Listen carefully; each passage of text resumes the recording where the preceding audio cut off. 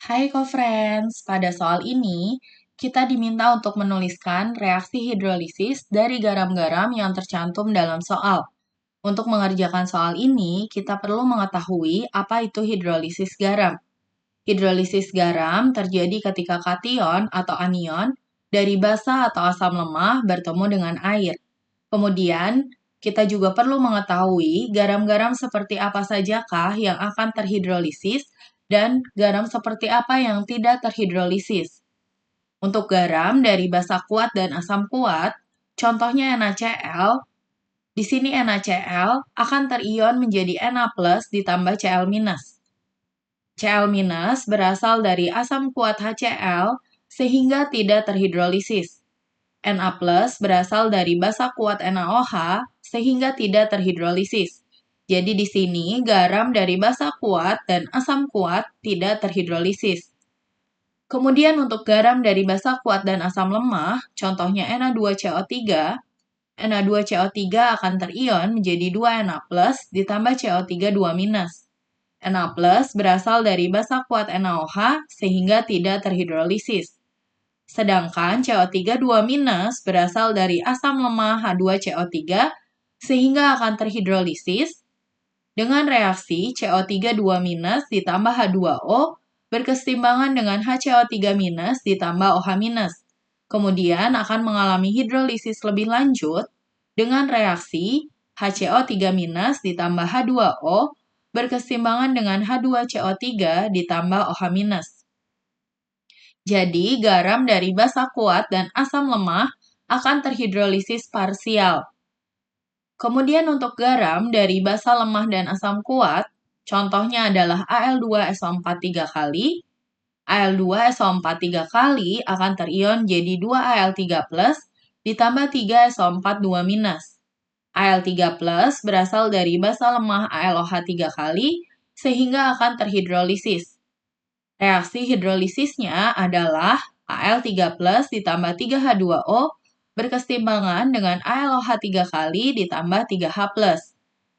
SO4 2- berasal dari asam kuat H2SO4 sehingga tidak terhidrolisis. Jadi, di sini garam dari basa lemah dan asam kuat terhidrolisis parsial. Kemudian, untuk garam dari basa lemah dan asam lemah, contohnya adalah NH4 2 kali S. NH4 2 kali S akan terion jadi 2NH4+ ditambah S2-. NH4+ berasal dari basa lemah NH3 sehingga akan terhidrolisis dengan reaksi NH4+ ditambah H2O berkesetimbangan dengan NH3 ditambah H3O+. S2- berasal dari asam lemah H2S sehingga akan terhidrolisis dengan reaksi S2- ditambah H2O berkesetimbangan dengan HS- ditambah OH-. Kemudian akan mengalami hidrolisis lebih lanjut, HS- ditambah H2O berkesetimbangan dengan H2S ditambah OH-. Jadi, di sini garam dari basa lemah dan asam lemah terhidrolisis total. Sekarang kita akan kerjakan untuk yang A. NH4 2 kali SO4 akan terion menjadi 2NH4+ ditambah SO4 2-, di mana SO4 2- berasal dari asam kuat H2SO4 sehingga tidak terhidrolisis. Sedangkan NH4+ berasal dari basa lemah NH3 sehingga akan terhidrolisis dengan reaksi NH4+ ditambah H2O berkesetimbangan dengan NH3 ditambah H3O+. Jadi di sini NH4 2 kali SO4 terhidrolisis parsial. Kemudian untuk Na2CO3 akan terion menjadi 2Na+ ditambah CO3 2-. Na+ berasal dari basa kuat NaOH sehingga tidak terhidrolisis. Sedangkan CO3 2- berasal dari asam lemah H2CO3 sehingga akan terhidrolisis dengan reaksi CO3 2- ditambah H2O berkesetimbangan dengan HCO3- ditambah OH-. Kemudian akan mengalami hidrolisis lebih lanjut dengan reaksi HCO3- ditambah H2O berkesetimbangan dengan H2CO3 ditambah OH-. Jadi di sini Na2CO3 terhidrolisis parsial.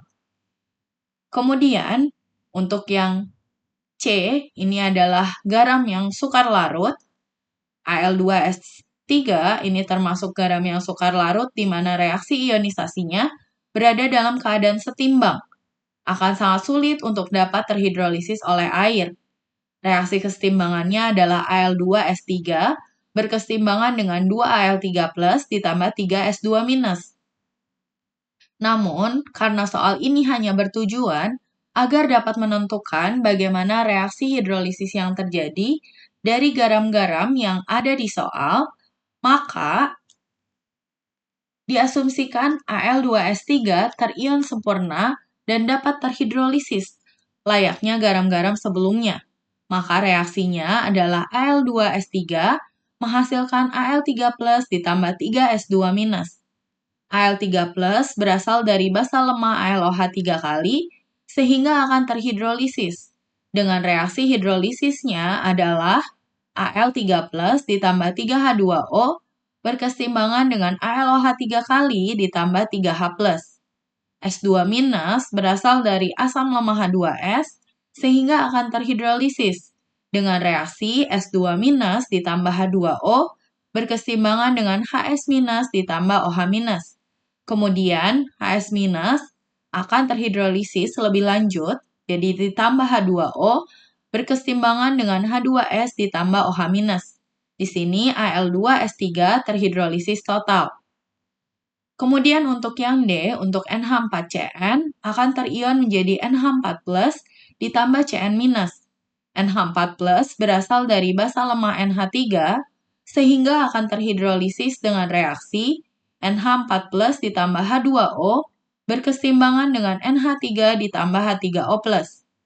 Cn- berasal dari asam lemah HCN, sehingga akan terhidrolisis dengan reaksi Cn- ditambah H2O berkeseimbangan dengan HCN ditambah OH-.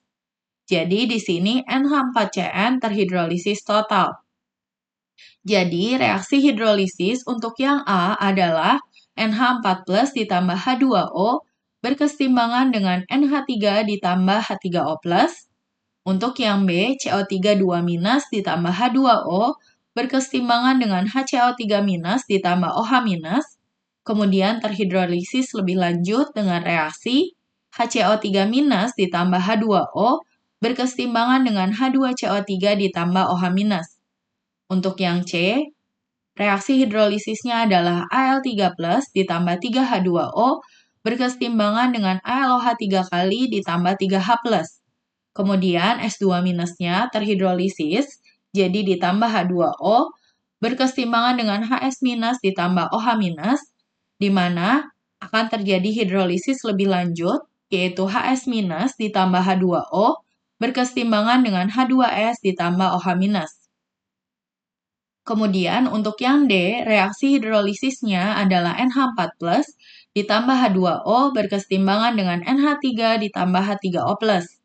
Dan Cn- ditambah H2O berkeseimbangan dengan HCN ditambah OH-. Sampai jumpa di soal berikutnya.